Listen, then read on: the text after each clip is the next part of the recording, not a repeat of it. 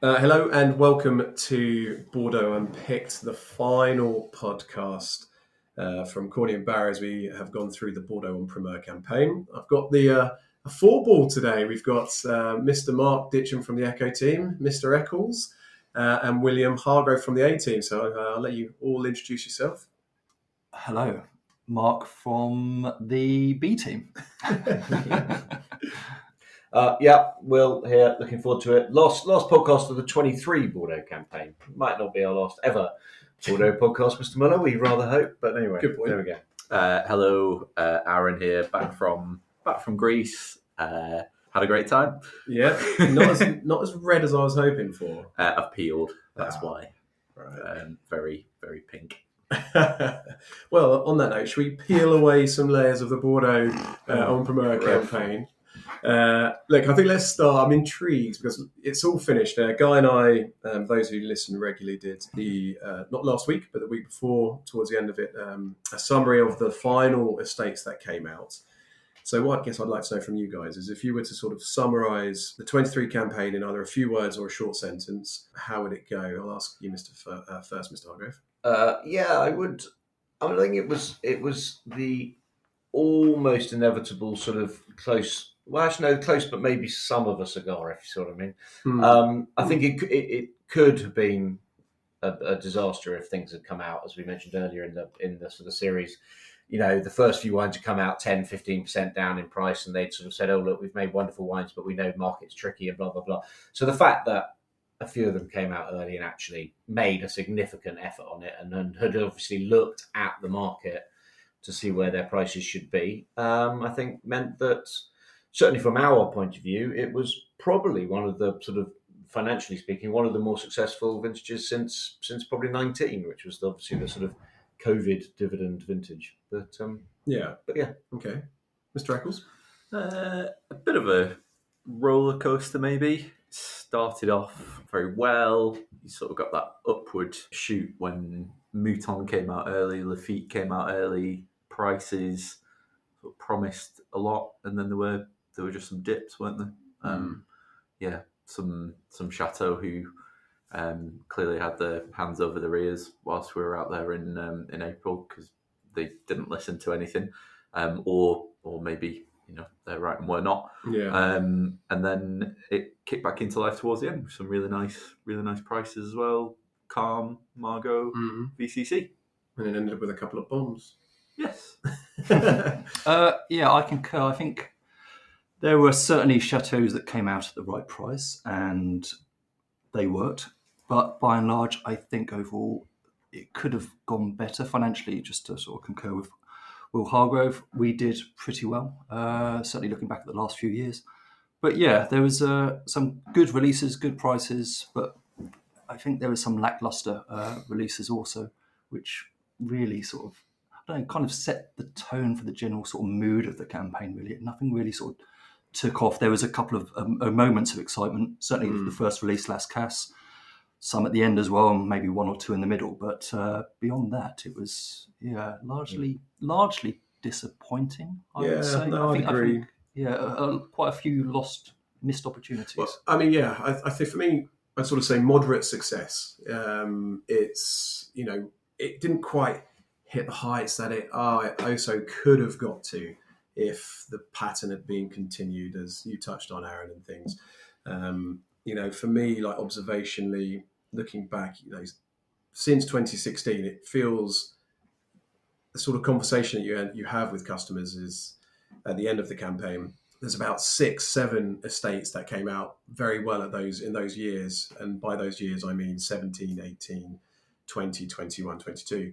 And in 23, it was definitely up on that. It's probably 3x, 4x, a good 20, maybe to 24 estates came out where the prices were compelling, incredibly so in some cases, a little bit more moderately in others. And then you had the tale of people who just came out where it made people think, why do I want to get into bed now with these wines with the cost of carry in mind?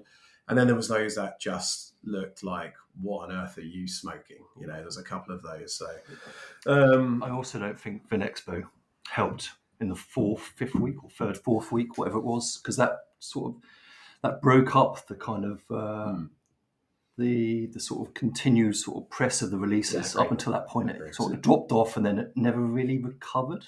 It's an interesting point you say that, because I feel, especially in the last 3 years, we've probably been mentioning Vinexpo and the disadvantage it's bringing to a campaign now. Do you think that's correct in saying?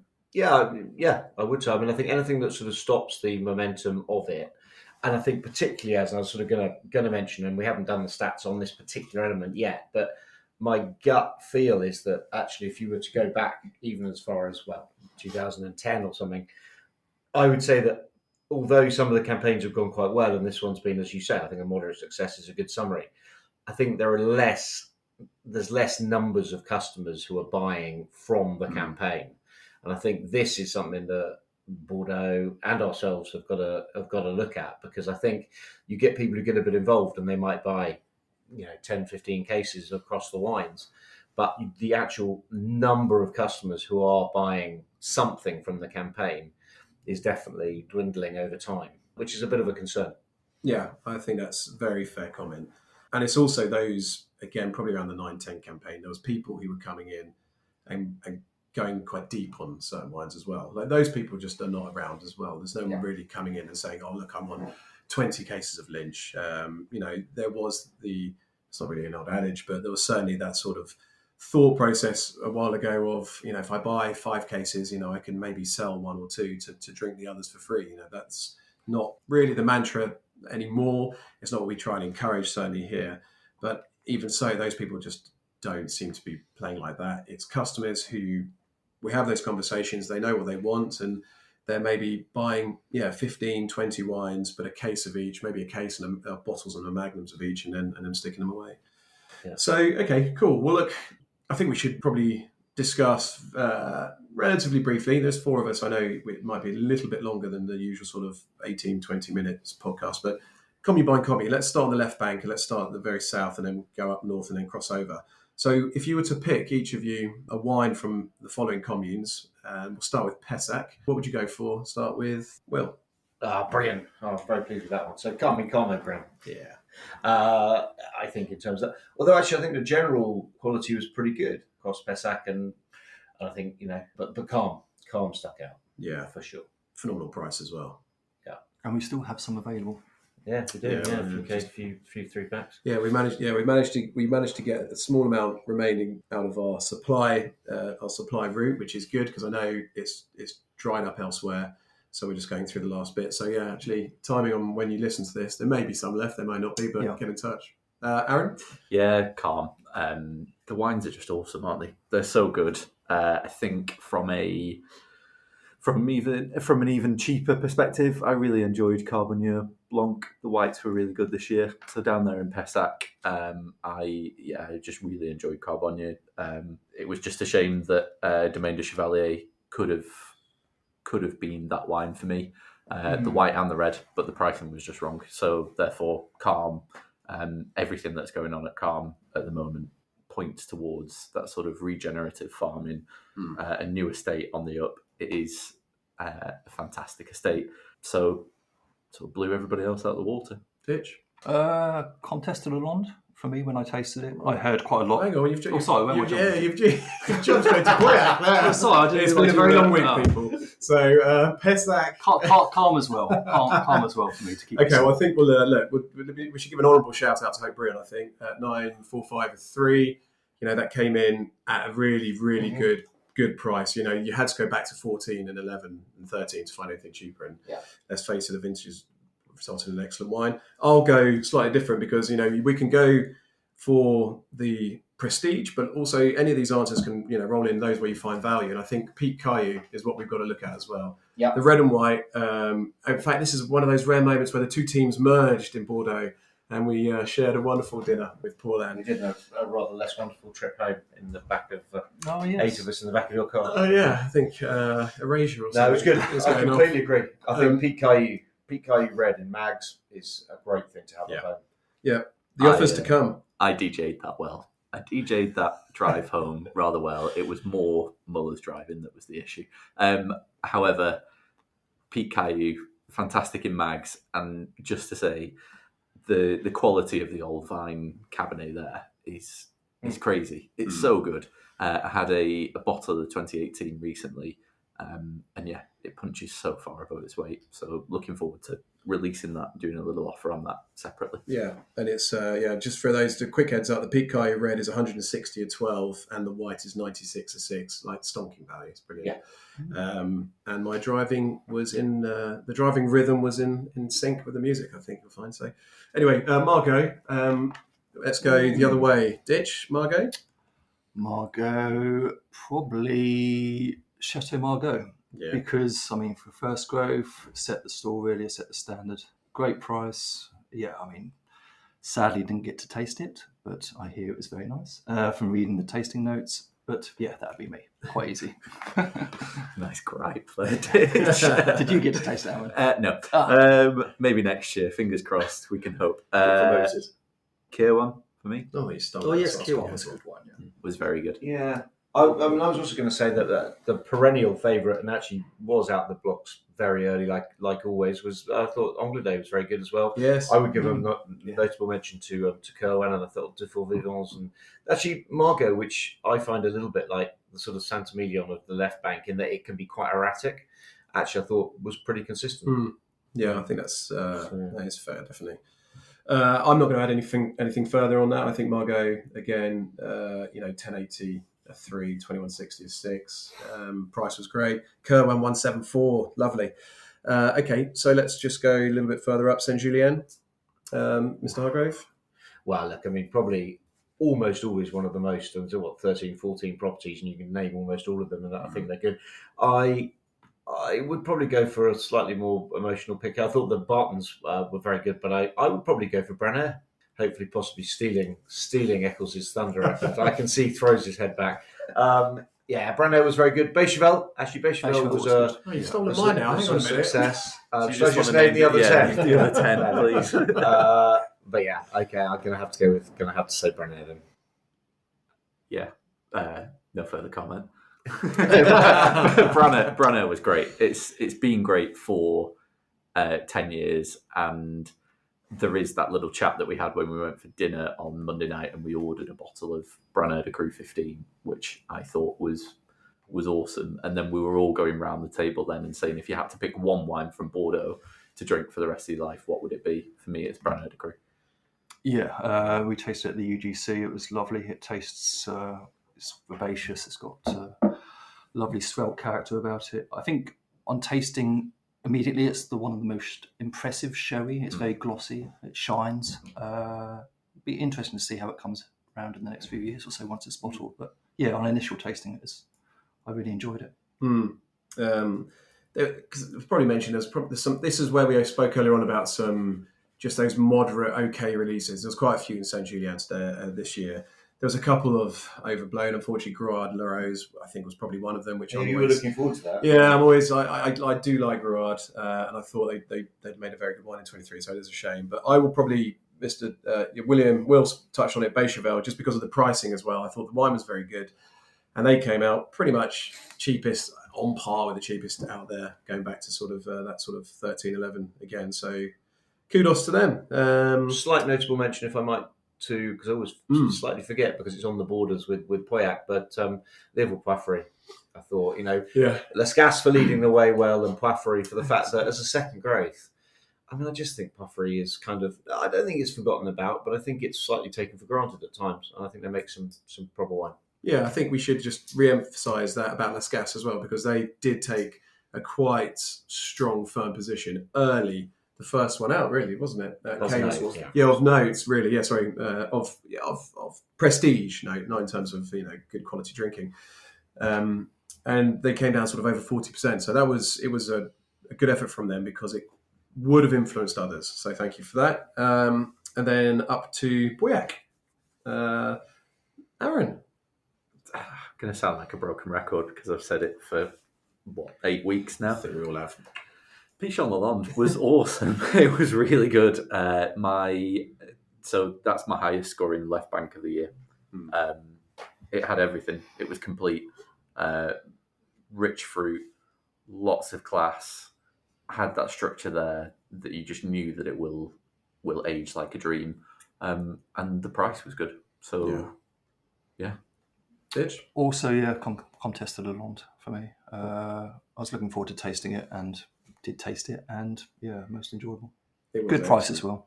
Good price. It was excellent quality and great price. I will then switch over and I'll give a shout out to Lynch because I think that was another galvanising release.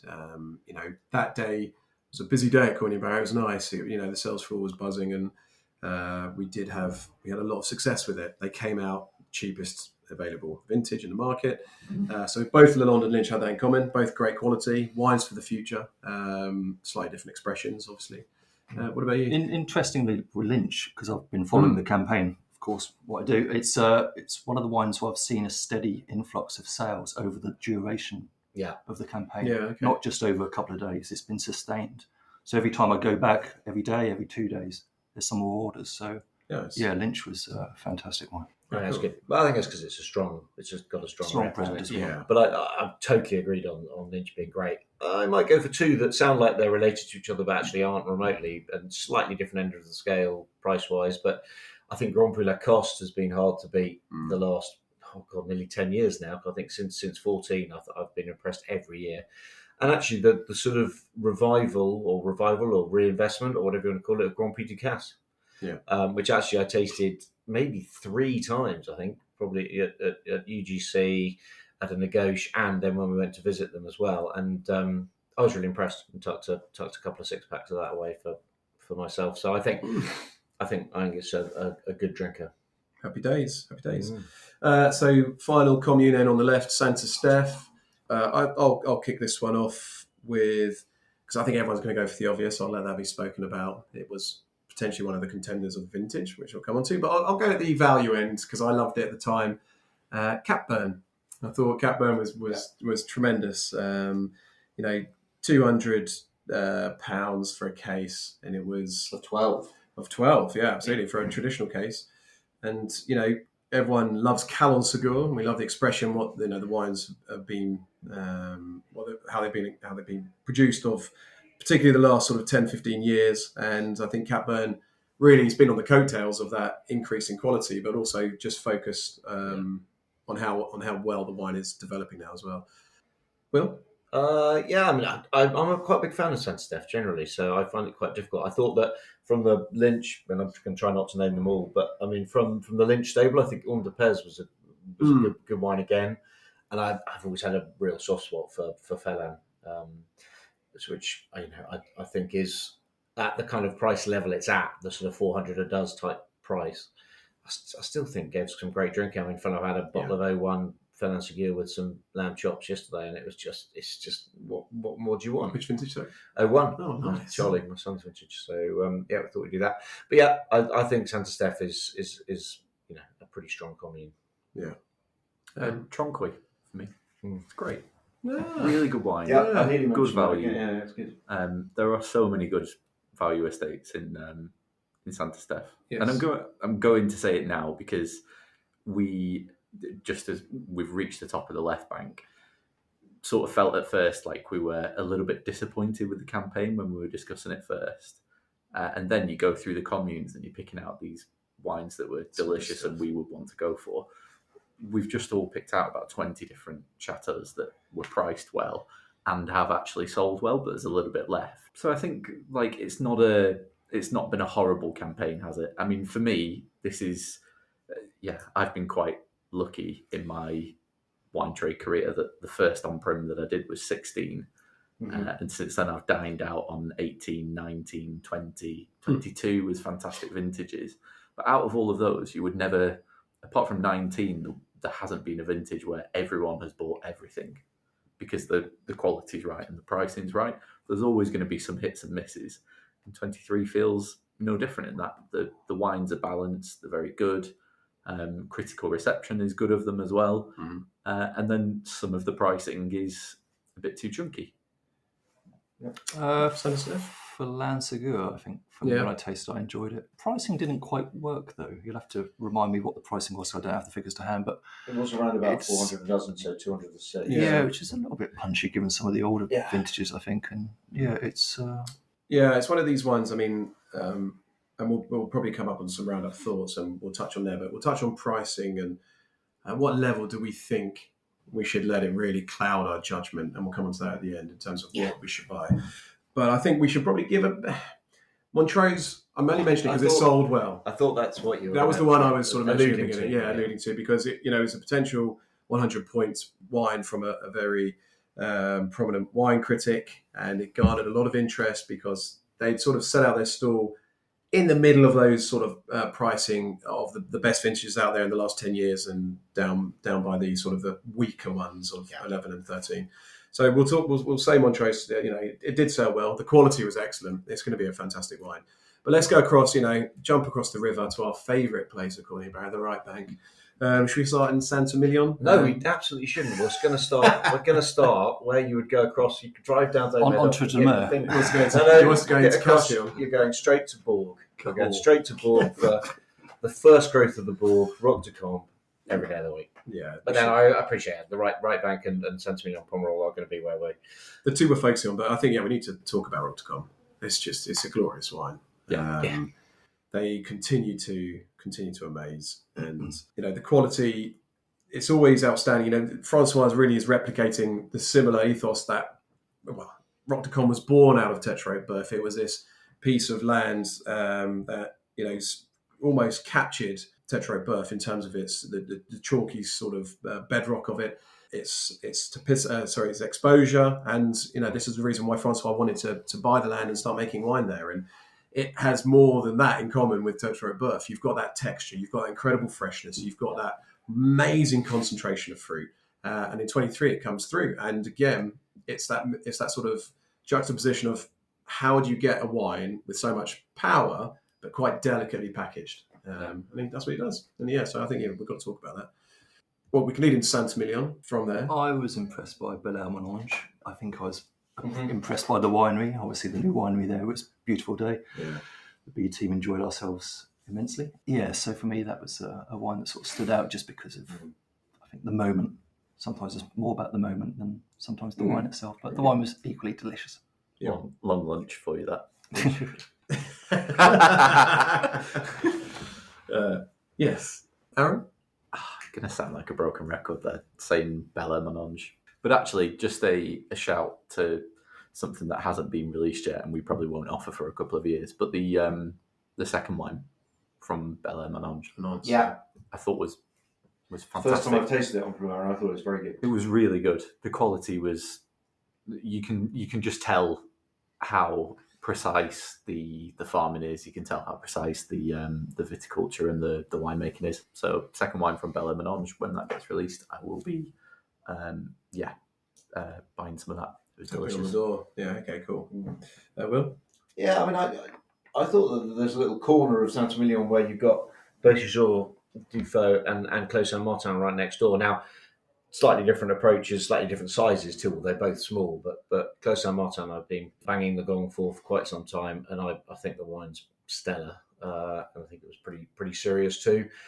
And I mean, actually, almost the first wine that Adam and Guy and I tasted, and it was literally just the three of us, I think, was Cheval Blanc. And it seems a long time ago now, but the wine was very, very good, and as was Figeac. But it's a slightly different story. But so I would say that Clos Saint-Martin and Beausejour are up there in terms of things I think I would absolutely adore to drink in 15 to 20 years' time. Yeah, we weren't a part of the Beausejour visit, but I'm keen to try because of the excitement that the team had there. Cheval Blanc, I think it's got to be mentioned again, just for the sort of part it played as well. The price was good. It sort of fed off of the back of Lièvre Lascasse coming out and sort of started that momentum sort of picking up, and the interest started to being focused from customers as well. I think Clos Saint-Martin was lovely, but I mean, to segue from Roc de Combe, I think we need to talk about Tetra Boeuf as well. Because, yeah, of course. The price was, Francois did come down, and you look at where it sits, and it sits again in that sort of that tier of where it makes sense against the most recent vintages, and there are some that are still 14 okay you can find, and it might be the odd one here like 19 that's sort of similar price, but the quality, and this is what we're talking about, these on the right bank especially, with production being so small and wanting to get a wine whose ethos is genuine terroir reflection and to show typicity. Every year is going to be different, and I thought the 23 Tetra Boeuf was another sort of winning reflection of not only the climate of the season, but that wonderful exposure and those chalk at the back of the chalk cliffs that he's got that just slopes down on the cliff tops from Saint-Emilion with Francois Vineyard there. Pomerol, there's probably a few that we can talk about here. So let's start with the Gresham returner. Mr. Eccles, what are you going to go for Pomerol? If I say LFP, does that mean that you then don't say the Argentine Tango? Can't guarantee that, but yeah, go on in. Yeah, I again pushed it in I did a sort of a 6 of the best last week, and La Fleur Petrus was in there. There's so many great wines in Pomerol, and I don't think I scored a bad wine in Pomerol this year because I thought it was uniformly brilliant. However, I just can't look past the fact that La Fleur Petrus was my highest scoring wine of the vintage, and it's gone to a level where I think it should be. Cool. It really has. There's no two ways about it. That tasted that wine in Bordeaux, tasted it back in the UK in London, and both times I think it sort of deserves its place next to Trotton Noir as sort of those two different styles that you can get in Pomerol. And this gives you sort of the sensual velvetiness, whilst Trotton Noir gives you that sort of iron fist velvet glove. Yeah, nice. Yeah, I won't say any more comments on the Fleur Petrus. Great wine. I'll go for Bourg Neuf, as long as you agree never to call it Bourg Neuf again. And Bourg Neuf is the value, and we've spoken about this quite a few times on the pod, so I won't go too much more. But I think we need to talk about VCC as well. That came out at 1,110 a 6, and what a price. It was, again, okay, 14, 11 and 17. Those and 12 and 13 are the ones that you find cheaper. Everything else, not the case. And it was it tasted incredible from barrel, I'm told. Again, I was not part of that tasting. Yeah, but it's quite consistent. There he is, yeah. That's why we've got the A-team member in. Over to you then, Will. Yeah, I mean, look, again, I'm with Aaron on it being strong, and I'm also with him on the LFP thing, because I think La Fleur Petrus was probably the best I can ever remember, and it's a pretty consistent performer. Couple I'd give a bit of a shout out to. I thought Rouget, as ever, I think is punching way above its weight. La Grave Pomerol, to use its full name, in Magnums, I think is just one of those wines that's just an absolute stonker. And I'm always a bit of a fan of Latour Pomerol and Trottonnoy. Here he is trying to name as many chateaux as possible, but I think Latour Pomerol was very good. So I think there was a real strong performance from Edouard Merckx's sort of the family chateaux. And I mean, look, the high level names were pretty epic as well. I mean, obviously Trottonnoy were about to release, and Petrus will follow on. But I mean, yeah, Pomerol is in pretty safe hands, I think. So yeah. LFP also, but I did enjoy Clinet when we were at the UGC on the right bank. Okay. In the corner there, I went back and tasted it twice. I can't remember what the price was. I don't think it was that great, but Clinet for me.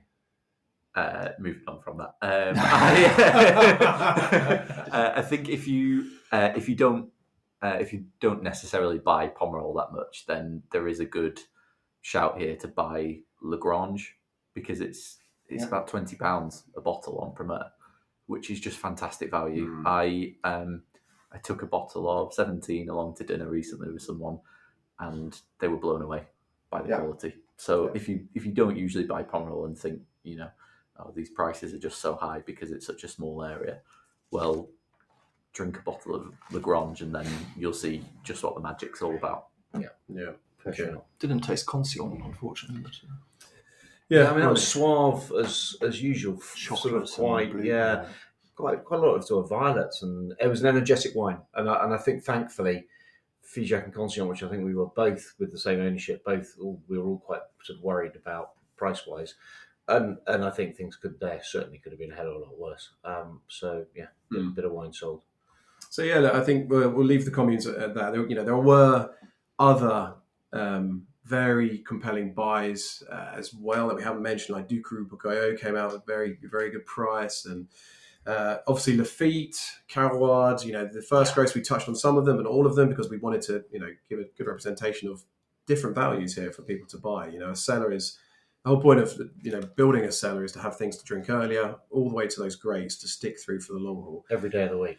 Yeah, exactly. So on that note, I think maybe we should probably highlight a few of the real, as I referred to them earlier on, the ones that bombed.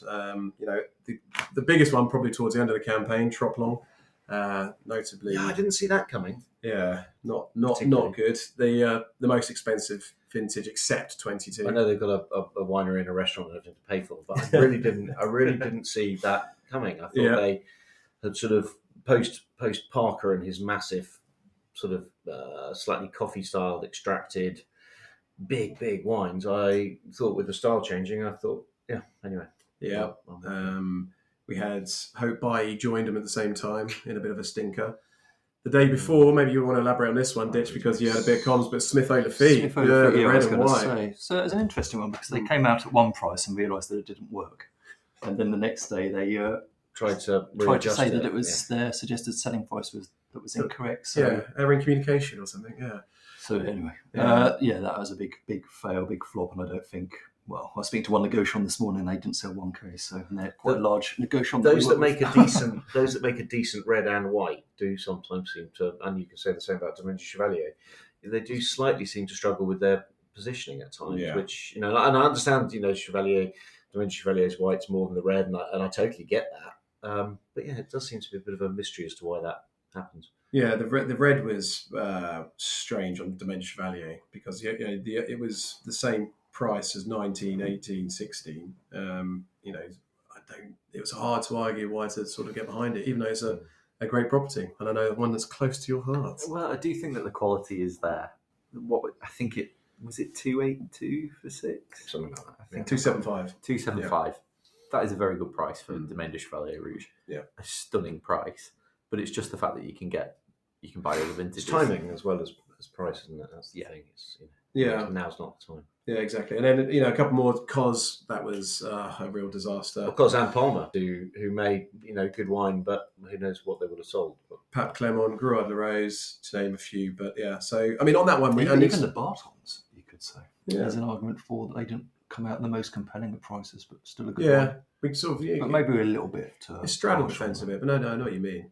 But I mean, on that, I think it's a good point, like what you're saying, like coming out at that price. And I think there's an element, there are some estates which, and I'm talking about here, if you were to sort of categorize them in price release, where do you feel that we should really be more forgiving, be more lenient on these price increases?